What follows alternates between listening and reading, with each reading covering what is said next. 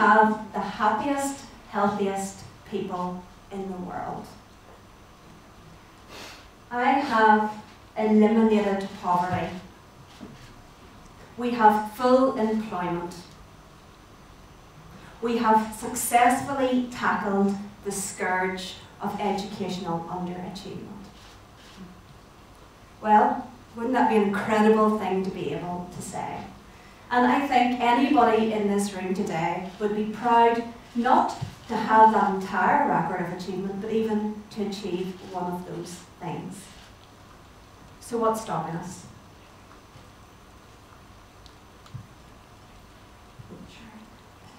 So vote for me. I have had the great privilege over the course of the last 8 years to work very closely with the Government of Northern Ireland. And I say it's a privilege because at times it may not seem like a privilege, but it is an incredible privilege for a number of reasons.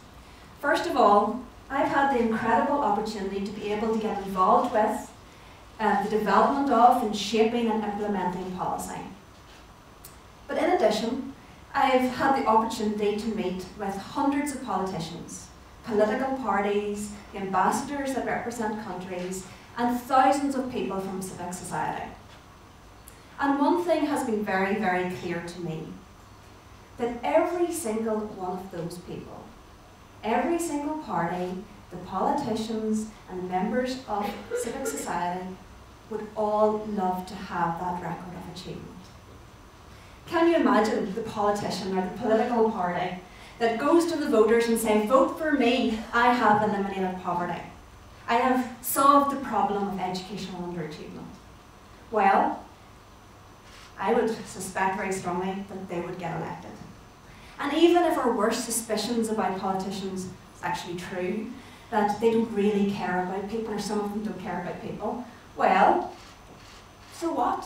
If they went to the voters and managed to say to them, we can be able to achieve these great, great things, then people would vote for them and they would get power and they would be in power. So it's a win-win, regardless of the motivation. So what's stopping them? Again, for the third sector, voluntary organisations, consultants, well, if you have the solutions to these big problems, well, you can sell them to any government in the world, the big NGOs, different types of organisations. You are literally sitting on oil wells in your living room. So what's stopping you? So the first, slightly pessimistic issue that I want to discuss is the fact that what's stopping us is that right now, in 2015, right across the world, there are no solutions to these problems. There are no big solutions to these problems. What we do, what governments do, what everybody does, works for about 50, 60, 70% of people in practically every democracy.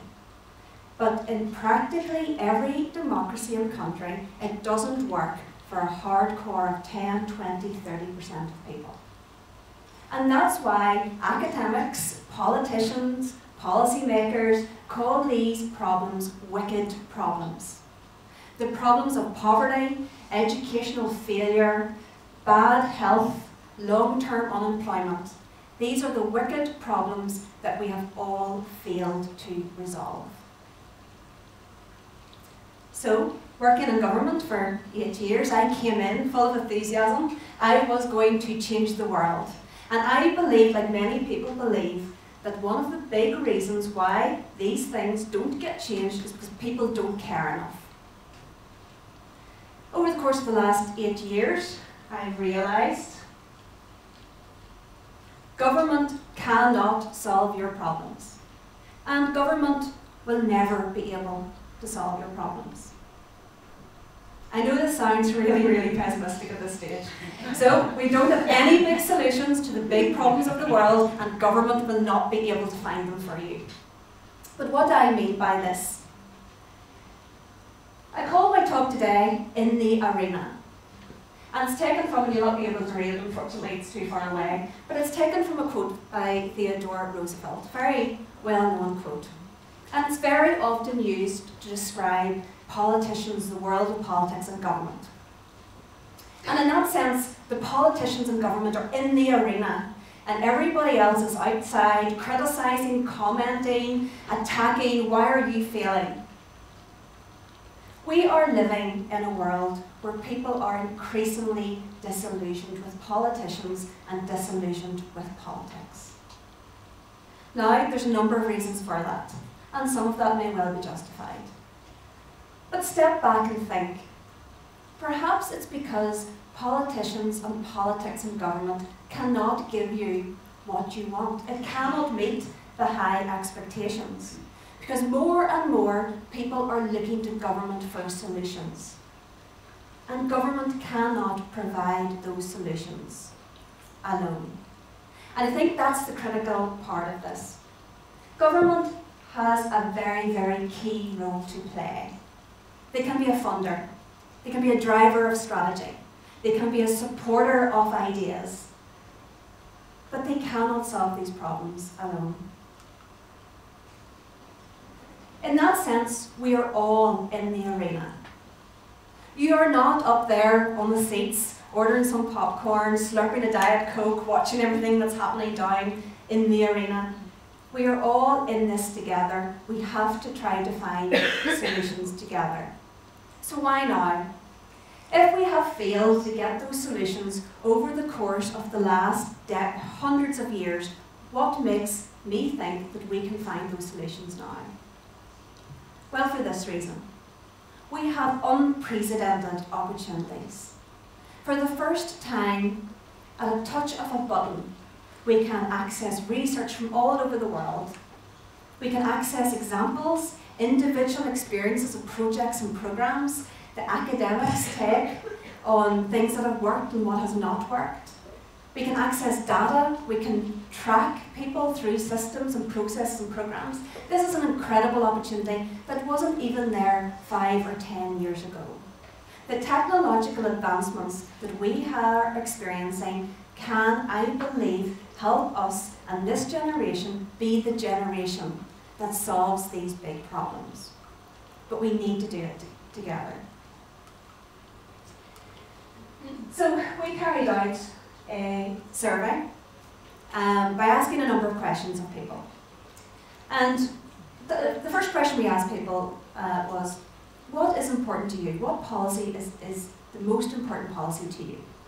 So for women, they said the number one policy that's important to me is health. And the second issue is finance. Men said the number one issue of importance to them was finance, and secondly health. Now, probably there's a whole other talk and try and analyse that difference, but clearly health and finance were the two big issues of importance to people. The second question that we asked them was, well, what could be done to improve upon those issues that are important to you? So what kind of responses did we get? Well, we got, government needs to invest more money in health. Government needs to pay for more GPs. Government needs to run preventative campaigns to stop people getting ill. Government needs to attract higher value jobs. And that's all fine, probably true, that can all help in terms of the overall problem. But these are the kinds of answers that we didn't get. I need to take more exercise. I need to eat better. I need to smoke less, or not at all. I need to drink less. I should take a walk every night before bed. And the reality of it is that though government has a very important role to play, likewise we all do, at an individual level, a family level and a community level. Because without these things, we can never resolve the issues of health. So instead of looking just to government for solutions, we need to see the opportunity that we all have to work together to find these solutions to finally solve these wicked problems. So here's an example. Some of you may be familiar with this, some may not. It's the classic double-decker bus stuck under a bridge. We're not questioning how or why the driver managed to do that, but the bus is stuck. The bus company are panicking. Over this road, there's a railway, there's a road, there's all kinds of legal implications, there's costs, there's damages, so everybody's very worried. So the bus company, they call out their engineers, they look at this. The key thing is we need to get this bus out from under this bridge without damaging the bridge. Because if we damage the bridge, we're going to have huge costs and liabilities.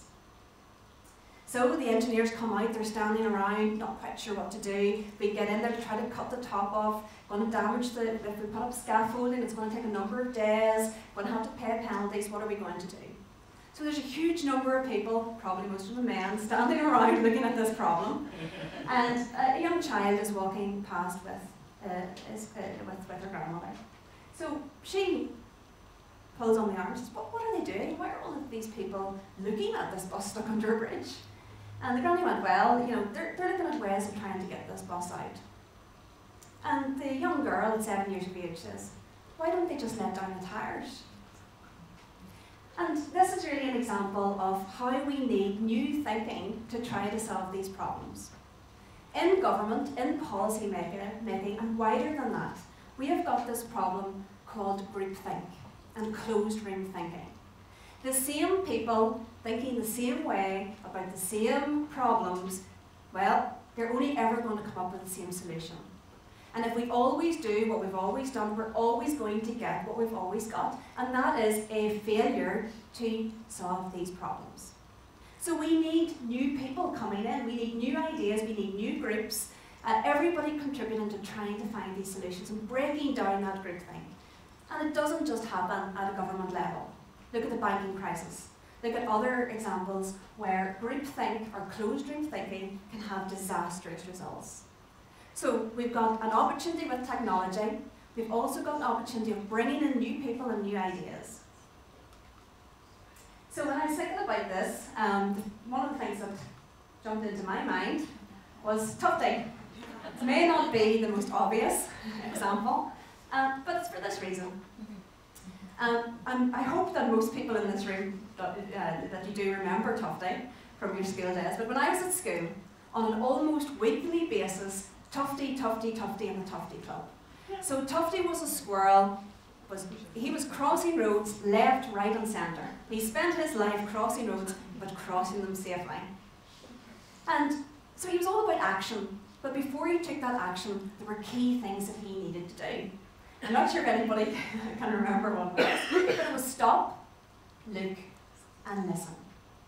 And even now, when I look at Tufty, many, many years later, what comes into my mind is stop, look and listen.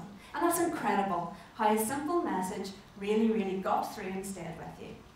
So I wondered, actually, can we have a very simple approach to how we need to think differently and do things differently? So when we approach a problem or a challenge or a policy, maybe the first thing that we need to do is stop. Now, I have to say, having worked closely to government for 8 years, that's really more of a pause. So, we seem to have a bit of a difference between those who talk and talk and talk and never actually act, and those who act because they have to act but never find the solution. So this is about trying to find something in between. So first of all, stop. What are we doing? Why are we doing it? Is it making any impact? And if it isn't, why are we doing it? Secondly, look. Look at what we're doing. Look at what others are doing. Use the technology to find out what other countries are doing and what works and what doesn't work. Because it's an incredible way to get to solutions in a much quicker way. Listen. Sometimes government can be accused and politicians can be accused of not listening enough. But listen to people's experiences of these types of projects and programs that are designed to try to reach the outcomes and impacts that we want, but fail time and time again. Listen to those experiences, going through those, and again, what the negative experiences were as much as the positive experiences, and try to build on that. And after stopping, looking, and listening, then act. Let's try to work to find those solutions using all of the tools that we have. When I was preparing for this talk, one of the things that I came across was this idea of, where would our children be when they retire? We're standing here in 2015, and children who are born this year, in all likelihood, will retire in 2085. Now, some of us in this room are old enough to remember 1985. I just about remember 1985. But in 1985, do you know what? 1915 seemed like a totally different planet. The First and Second World Wars hadn't happened, all of the bad stuff hadn't happened, but neither the good stuff, the incredible advances in medicine and technology. So by the time the children born this year retire in 2085, can we imagine the incredible things that they will have at their fingertips, the tools that they will have, the information that they will have that can truly change the world? And I honestly believe that this is the generation where that can start. So in conclusion, quote from Steve Jobs. Steve Jobs said, "The ones who are crazy enough to think they can change the world are the ones who do." But I honestly believe you don't have to be crazy to change the world. I also believe that one person can change the world. It's for this reason. We sit back here today and we look about us, and we look at the light, the computer screen, the technology, the chair that you're sitting in, the light switch, the ideas that we believe, the principles, the ideologies. All of that had to start with one person. Somebody at some point decided, they thought of it, they had that thought, and they told somebody, and that person believed in them, they were persuaded by it, they told other people, and it built up the momentum, and it built up support, and they made it happen.